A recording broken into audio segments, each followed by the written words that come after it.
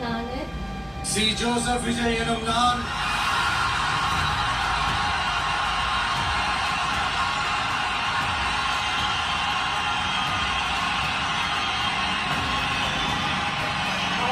சட்டப்படி அமைக்கப்பெற்ற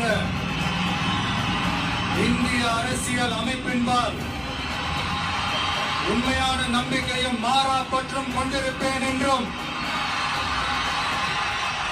இந்திய நாட்டின் ஒப்பில்லாத முழு முதல் ஆட்சியையும் ஒருமையையும் நிலை நிறுத்துவேன் என்றும்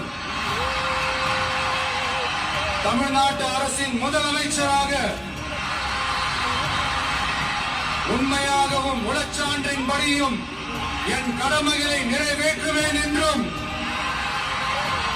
அரசியல் அமைப்பிற்கும் சட்டத்திற்கும் இணங்க அச்சமும் ஒருதலை சார்பும் இன்றி விருப்பு வெறுப்பை விலக்கி பலதரப்பட்ட மக்கள் அனைவருக்கும் நேர்மையானதை செய்வேன் என்றும் ஆண்டவன் மீது ஆணையிட்டு உறுதிமொழிகிறேன்.